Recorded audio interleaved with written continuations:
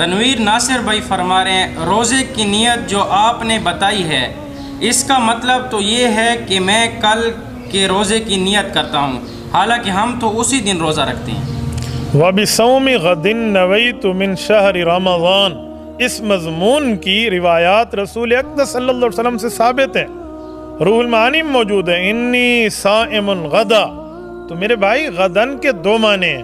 غدن کا ایک معنی ہوتا ہے کل، غدن کا ایک معنی ہوتا ہے کچھ ٹائم بعد، تو غدن کے دونوں معنی امام محمود آلوسی رحمہ اللہ نے روح المعانی میں لکھے ہیں، آپ وہاں دیکھ لیں۔ آپ غدن کے ایک معنی کو دیکھیں گے تو پھر معنی یہی بنے گا، اسی لیے غدن کے دو معنی ہیں۔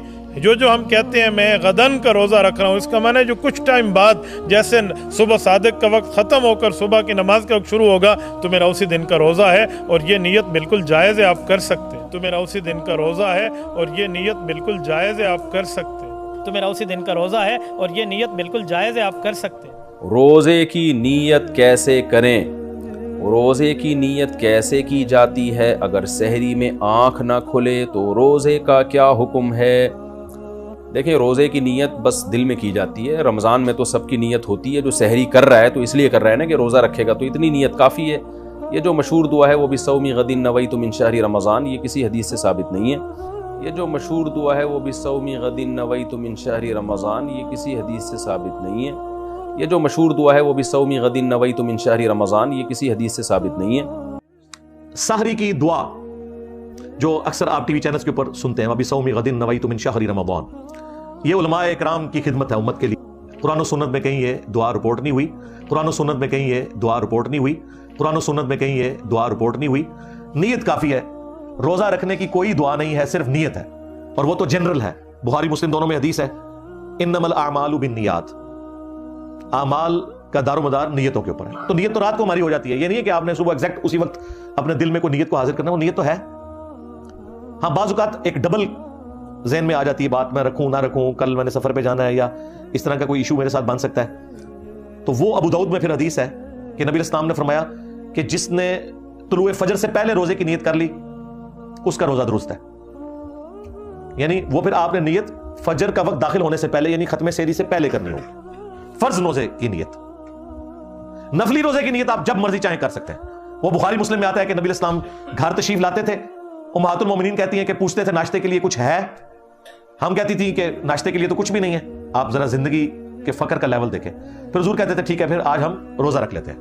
اس کے لیے پھر شرط ہے کہ آپ نے ختم سحری سے اس وقت تک کچھ کھایا نہ ہو، اور امہات المومنین کہتی ہیں اگر کچھ کھانے کے لیے ہوتا تو ہم حضور کو پیش کرتے تو پھر آپ افطار فرما لیتے، یعنی ناشتہ کر لیتے۔ ناشتے کو بھی آپ بریک فاسٹ کہتے ہیں نا، روزہ توڑنا۔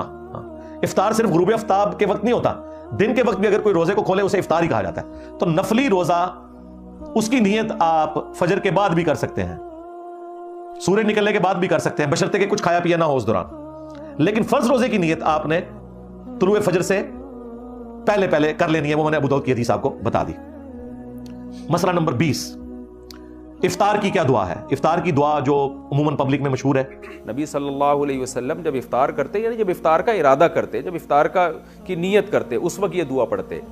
اسی طرح یہ جو حدیث میں الفاظ ہیں کہ اس میں ماضی کے صیغے ہیں، اللہم لک صمت وعلی رزقک افطرت، اے اللہ میں نے تیرے لیے روزہ رکھا، تیرے رزق پر میں نے افطار کیا۔ تو یہاں بھی یہ علماء کہتے ہیں کہ افطار کیا کا مطلب کرنے والا ہوں، تو جو کام ہونے والا ہوتا ہے اس کو بھی ماضی کے صیغوں سے تعبیر کیا جاتا ہے۔ اس کی عربی زبان میں بہت مثالیں ملتی ہیں۔ اللہم انی لک صمت وبک آمنت، یہ والی دعا جو ہے سنن ابی داؤد میں آئی ہے، لیکن امام ابو داؤد نے ساتھ لکھا ہے یہ مرسل روایت ہے، اس کی سند مکمل نبی الاسلام تک نہیں جاتی، مکمل نبی الاسلام تک نہیں جاتی، مکمل نبی الاسلام تک نہیں جاتی۔ لیکن جس دعا کی سند نبی الاسلام تک جاتی ہے وہ عبداللہ ابن عمر نے روایت کی ہے، وہ بھی سنن ابی داؤد کے اندر ہے۔ ذهب الظمأ وابطلت العروق وثبت الاجر انشاءاللہ، پیاس چلی گئی، رگیں تر ہو گئی، اور اللہ کے حضور ہمارا اجر پکا ہو گیا انشاءاللہ۔ یہ اس کا ترجمہ ہے۔ یہ ترجمہ ہی بتا رہا ہے کہ یہ دعا آپ نے افطار کرنے کے بعد مانگنی ہے۔ ویسے وہ وقت دعاؤں کی قبولیت کا ہے، وہ سنن ابن ماجہ میں حدیث موجود ہے کہ افطار کا جو وقت ہے وہ دعاؤں کی قبولیت کا وقت ہے، وہ آپ دعائیں ضرور کریں، لیکن جو افطار کی اپنی دعا ہے نا وہ آپ نے افطار کرنے کے بعد، اس میں بھی پانی پینے کے بعد، کیونکہ اس میں الفاظ ہے رگیں تر ہو گئی، پیاس چلی گئی، رگیں تر ہو گئی، اور اللہ کے حضور ہمارا اجر پکا ہو گیا، تو آپ نے اس وقت وہ دعا کرنی ہے۔ مسئلہ نمبر 21، کیا روزے میں بلڈ ٹیسٹ کروا سکتے ہیں؟ بالکل کروا سکتے ہیں. اس کی وجہ یہ کہ آپ جسم میں تو کوئی چیز پرماننٹلی داخل نہیں کر رہے ہیں بلکہ جسم سے نکال رہے ہیں. وہ سرنج کے ذریعے، وہ کوئی کھانے کی چیز نہیں ہوتی، سرنج داخل کر کے اس سے خون نکالا جاتا ہے. لہٰذا یہ بالکل درست ہے. اور اس کی اصل وہ حدیث ہے بخاری اور مسلم میں کہ نبی علیہ السلام نے احرام کی حالت میں بھی اور روزے کی حالت میں بھی حجامہ کروایا، کپنگ کروائی، اور کپنگ میں خون نکالا جاتا ہے. بخاری اور مسلم میں ایک اور حدیث ہے کہ عبداللہ ابن عمر جو ہیں وہ شروع میں تو کپنگ کروایا کرتے تھے روزے کی حالت میں، لیکن بعد میں پھر وہ رات کے وقت کپنگ کرواتے تھے، چھوڑ دیا تھا. اور اس کی ریزن پھر بخاری اور مسلم میں انس بن مالک سے جب پوچھا گیا کہ کیا روزے کی حالت میں حجامہ کروانا گناہ ہے، انہوں نے کہا نہیں، صرف کمزوری کی وجہ سے منع کیا جاتا ہے کہ کوئی شخص اتنا کمزور نہ ہو جائے کہ اسے روزہ کھولنا پڑے، تو اس لیے ادروائز اگر کوئی روزہ اس کے کھلنے کا مسئلہ نہیں ہے تو وہ کروا سکتا ہے. تو بلڈ ٹیسٹ میں تو اتنا سا خون نکلتا ہے، اس سے تو کوئی کمزوری نہیں ہوتی، لیکن اگر بلڈ ڈونیٹ آپ کریں تو اس میں چانس ہوتے ہیں کہ روزے کی حالت میں اگر آپ نے بلڈ دیا تو انسان بعض اوقات کمزوری کی وجہ سے بے ہوش بھی ہو جاتا ہے. تو وہ اگر مجبوراً کسی کو دینا پڑے تو وہ ایک روزہ یعنی توڑ دے، افطار کر لے اسی وقت، اور بعد میں ایک روزے کی قضا دے دے.